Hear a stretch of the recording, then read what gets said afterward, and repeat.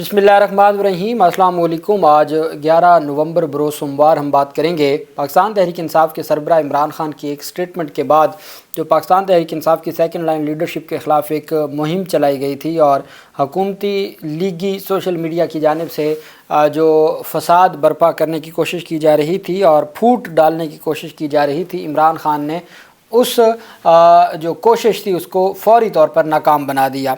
जबकि दूसरी जानिब आज पाकिस्तान तहरीक इंसाफ के वकला ने जो एक बड़ी अहम दरख्वास्त दायर की और जिस दरख्वास्त में अदालत से इस्तदा की गई थी 190 मिलियन पाउंड स्कैंडल केस में, और उसमें भी कामयाबी मिली है पाकिस्तान तहरीक इंसाफ को इमरान खान से और बुशरा बीबी से मुतल्लिक, उसकी तफसील भी मैं आपके साथ शेयर करूँगा।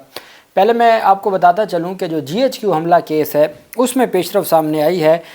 मज़ीद कुछ दस्तावेज़ात आज अदालत में जमा करवाई गई हैं। रावलपिंडी की दहशतगर्दी अदालत में GHQ हमला केस में पुलिस ने मज़ीद शवाहिद रावलपिंडी की इंसदाद दहशतगर्दी अदालत में जमा करवा दिए हैं।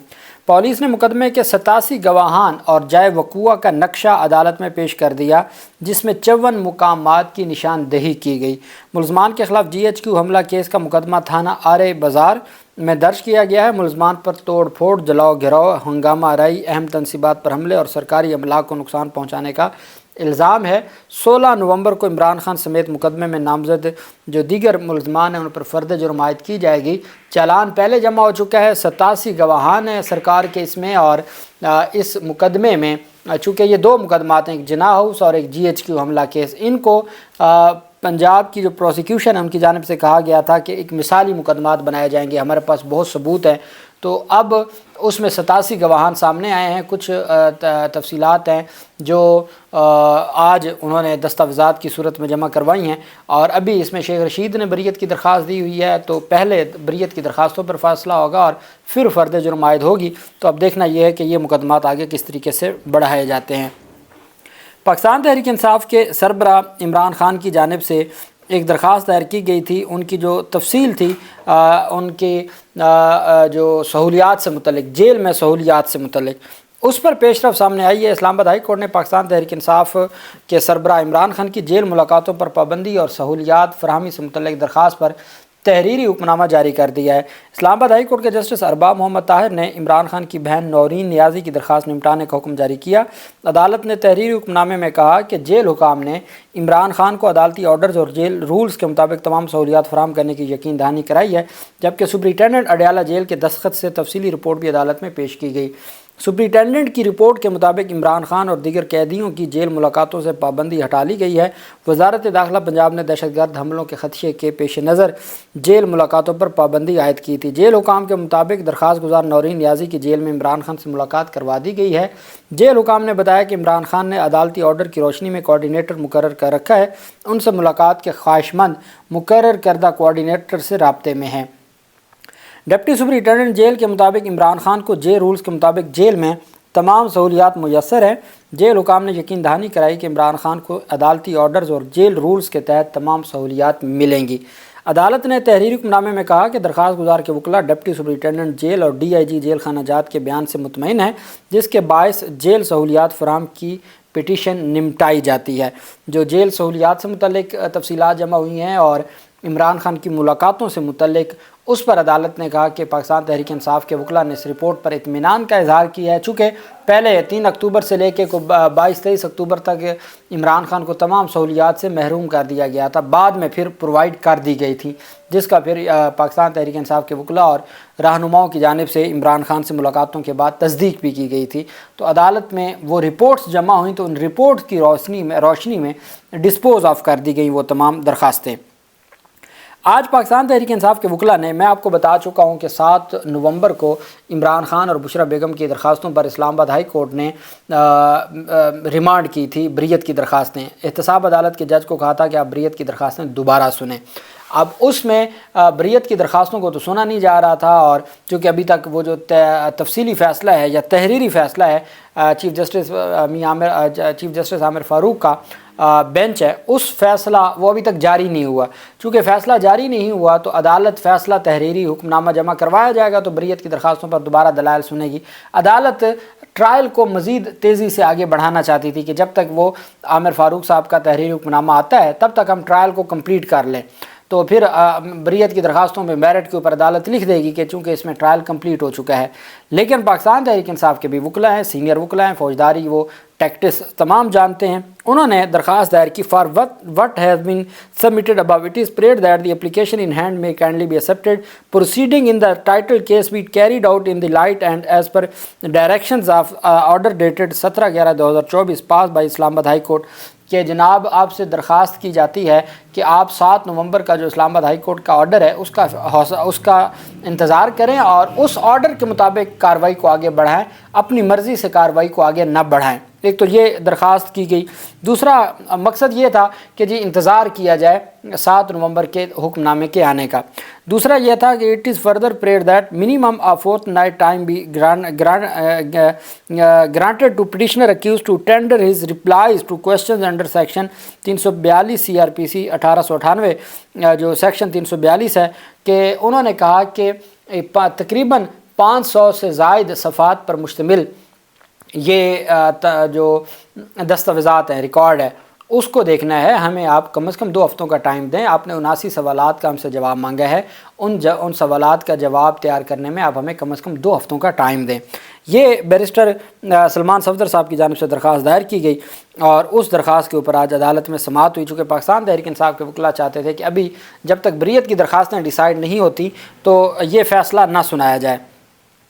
راولپنڈی کی اڈیالہ جیل میں عمران خان کو بھی پیش کیا گیا، بشرا بیگم بھی پیش ہوئیں اور عمران خان کے وکلا بھی پیش ہوئے. اور عمران خان اور بشرا بیگم کی جانب سے جو 342 کے سٹیٹمنٹ یا جوابات ہیں وہ جمع نہ ہو سکے.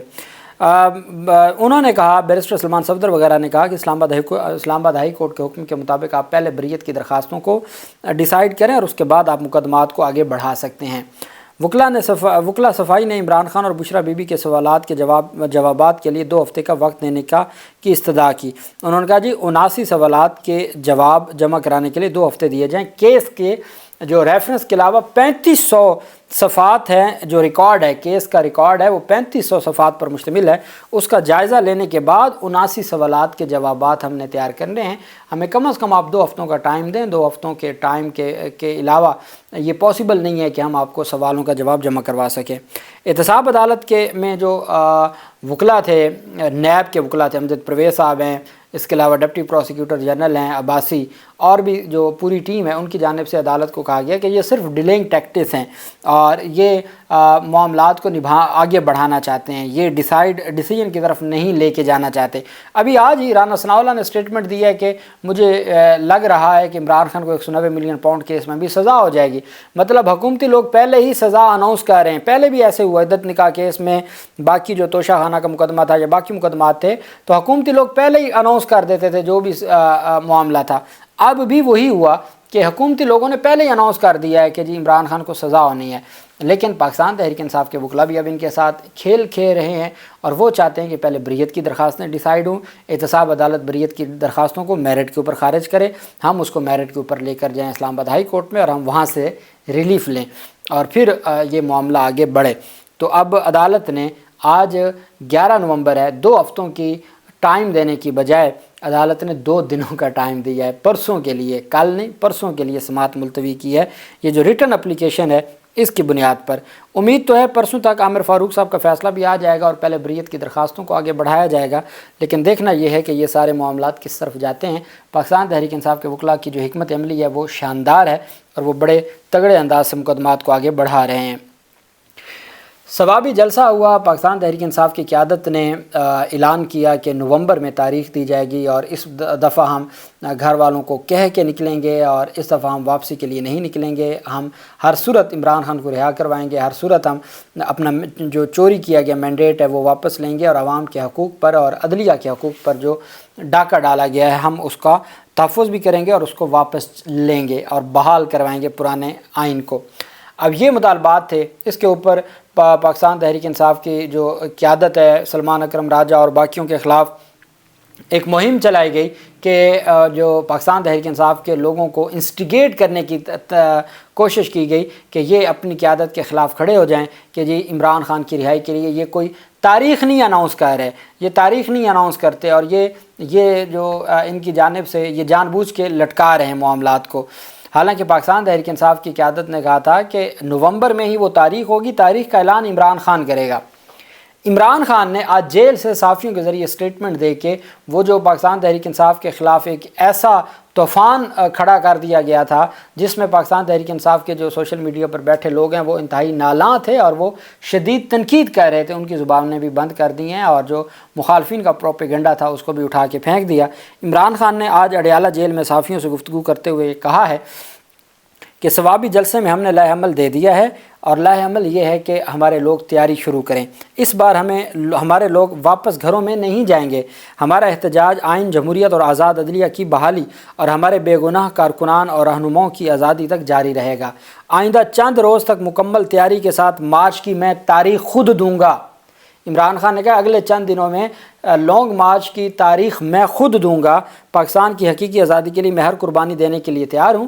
پاکستان تحریک انصاف کے عہدیدار، ممبران اسمبلی، ناظمین، ٹکٹ ہولڈرز، ورکرز اور سپورٹرز اپنی تیاری مکمل کریں اور گراؤنڈ پر موبلائزیشن کے لیے کام شروع کر دیں۔ انہوں نے کہا آپ اپنی تیاریاں شروع کریں، تاریخ میں دوں گا اور اس کا جو تاریخ ہوگی اس کے بعد کوئی گھر نہیں جائے گا۔ یہ عمران خان کی جانب سے اپنی جو وضاحت جاری کر دی۔ اس کے بعد جو توپوں کا رخ مخالفین کا تو تھا ہی تھا، اپنوں کا بھی سیکنڈ لائن لیڈرشپ کے اوپر تھا، وہ توپوں کا رخ بھی اب دوبارہ مخالفین، پی ٹی آئی کے مخالفین کی طرف چلا گیا ہے اور عمران خان نے وضاحت کر کے جو ایک پروپیگنڈا تھا یا جو ان کو آپس میں توڑنے کی کوشش تھی وہ ناکام بنا دی ہے۔ اللہ پاک پاکستان کا حامی و ناصر ہو۔